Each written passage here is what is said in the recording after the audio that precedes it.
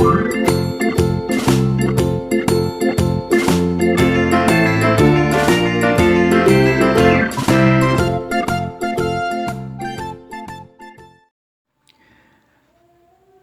semuanya, pada kesempatan kali ini kita akan membahas tentang soal-soal tengah semester ya di kelas 4, dan kita akan membahas pada tema soal indahnya kebersamaan. Nah, sebelum kita membahas lebih dalam, jangan lupa untuk selalu like, comment, share, dan klik tombol subscribe-nya untuk mendapatkan ulasan-ulasan tentang penilaian tengah semester yang lain. Nah, kita akan membahas untuk yang soal pertama ini adalah contoh bentuk kerjasama di kelas kecuali. Jadi kita sering melakukan kerjasama di kelas lah. Kemudian di sini ada pengecualian. Ya, di situ ada pilihannya piket kelas, berkelahi, diskusi kelompok, membersihkan halaman bersama. Nah, di sini yang bukan kerjasama di kelas itu adalah B ya, jadi berkelahi ya, jawabannya berkelahi. Kemudian soal yang kedua adalah keberagaman budaya dapat dijadikan sebagai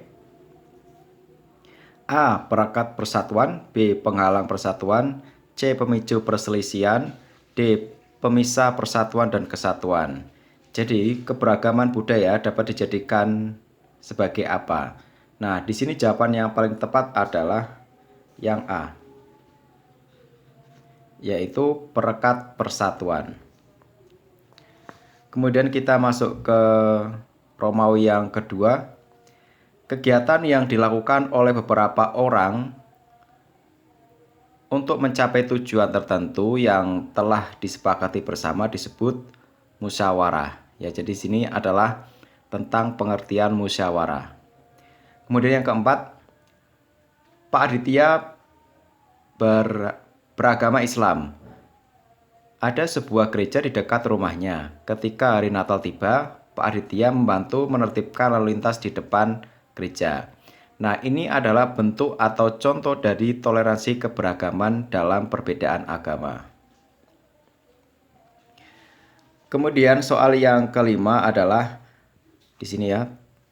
Tuliskan 3 manfaat kerjasama dalam keberagaman. Nah, di sini jawabannya yang pertama adalah menjalin kebersamaan, yang kedua meringankan pekerjaan, dan yang ketiga adalah menjaga persatuan dan kesatuan.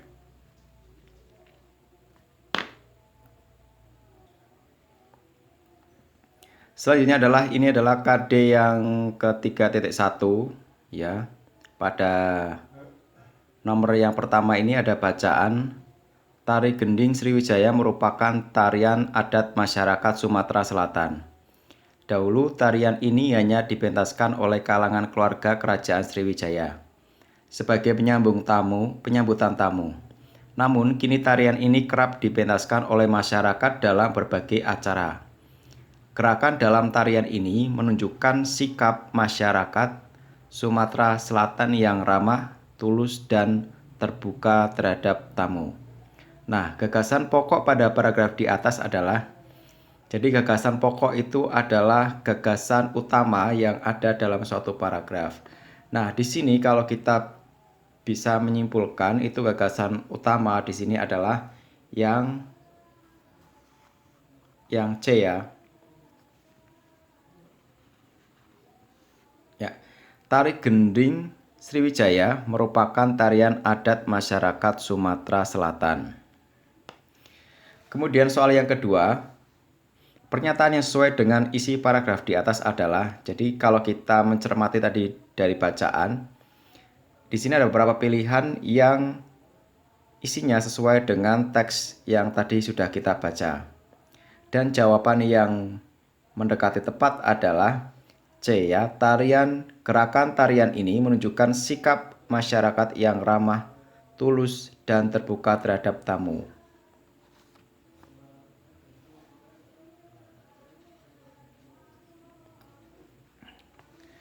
Kemudian soal yang ketiga pada Romawi yang kedua ini, Indonesia memiliki berbagai bahasa daerah. Bahasa daerah tersebut misalnya bahasa Batak, bahasa Jawa, bahasa Sunda, bahasa Melayu. Keragaman bahasa di Indonesia tidak membuat bangsa Indonesia terpecah-pecah. Bangsa Indonesia tetap menjaga persatuan dan kesatuan. Bangsa Indonesia dipersatukan oleh bahasa persatuan yaitu bahasa Indonesia. Jumlah gagasan pendukung pada paragraf di atas ada berapa kalimat? Jadi kalau kita lihat, gagasan itu ada dua, gagasan pokok dan gagasan pendukung. Gagasan pokok itu cenderung pada kalimat utama, sedangkan gagasan pendukung adalah kalimat penjelas.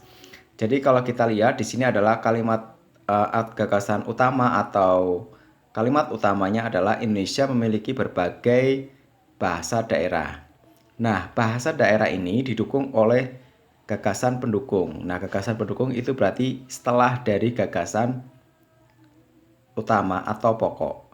Nah, di sini kita bisa lihat jumlahnya ada satu ya. Jadi satu kalimat, dua ya, dua kalimat, tiga sampai titik ini ya, tiga kalimat. Kemudian bahasa ini sampai titik, jadi ada 4 kalimat. Soal yang selanjutnya nomor 4. Kalimat-kalimat dalam suatu paragraf yang berfungsi memperjelas kalimat utama atau kalimat gagasan pokok disebut. Berarti jawabannya adalah gagasan pendukung.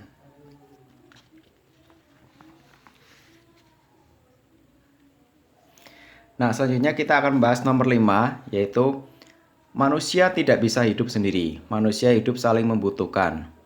Manusia hidup saling menolong dan saling berkomunikasi untuk memenuhi kebutuhan. Oleh karena itu, manusia merupakan makhluk sosial.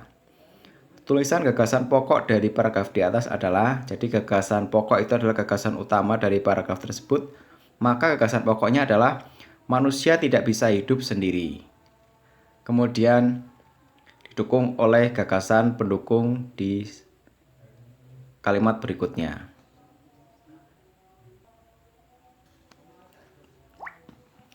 Selanjutnya kita akan membahas soal yang berikutnya, yaitu adalah soal yang pada KD 3.2 ya. Di sini ada gagasan pokok dapat ditemukan di paragraf ya. Jadi gagasan pokok itu bisa kita cari di mana? Apakah di awal, tengah, akhir, atau semua jawaban benar? Jadi sebenarnya gagasan pokok itu bisa diletakkan di bagian awal sebuah paragraf, atau mungkin di tengah, atau mungkin bisa juga di akhir. Jadi kalau kita mencermati pilihan dari pertanyaan tersebut, kita memilih semua benar ya. Karena letaknya memang bisa di awal, di tengah, maupun di akhir. Kemudian soal yang selanjutnya kita akan mencermati paragraf berikut ini ya. Gobak sodor adalah salah satu permainan tradisional khas Indonesia. Gobak sodor berasal dari kata gobak yang artinya bergerak dengan bebas dan sodor yang artinya adalah tombak. Permainan ini dilakukan dua kelompok yang masing-masing beranggotakan 3-5 orang. Cara bermain yaitu mempertahankan garis pertahanan terakhir dengan cara menghadang atau menghalang-halangi lawan yang berusaha berlari meloloskan diri, menembus garis pertahanan. Nah, dari informasi penting yang bisa kita dapatkan dari teks tersebut adalah, jadi kalau kita melihat pilihannya itu yang A, gobak sodor merupakan permainan modern. Yang B, jumlah permainan masing-masing kelompok 1 orang. Kata gobak berarti bergerak dengan bebas. Kemudian kata sodor berarti pedang. Jadi kalau kita melihat kalimat yang tepat dengan sesuai dengan paragraf di atas itu adalah yang pada poin C ya.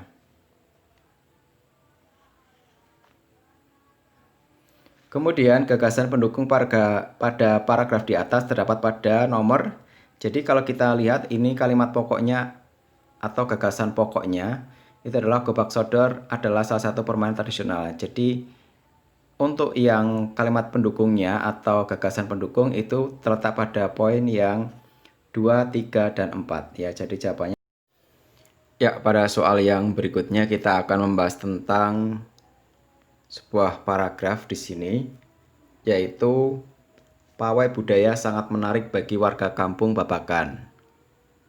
Pawai ini selalu menampilkan keberagaman budaya Indonesia. Udin dan teman-teman tidak pernah bosan menanti rombongan pawai lewat. Tahun ini mereka datang beramai-ramai ke alun-alun untuk melihat pawai tersebut. Nah, di sini ditanyakan bahwa gagasan pokok paragraf di atas adalah, jadi gagasan pokok itu adalah sebuah kalimat utama yang menjadi pokok pikir, kalimat utama yang menjelaskan, nanti dijelaskan atau didukung dengan gagasan pendukung.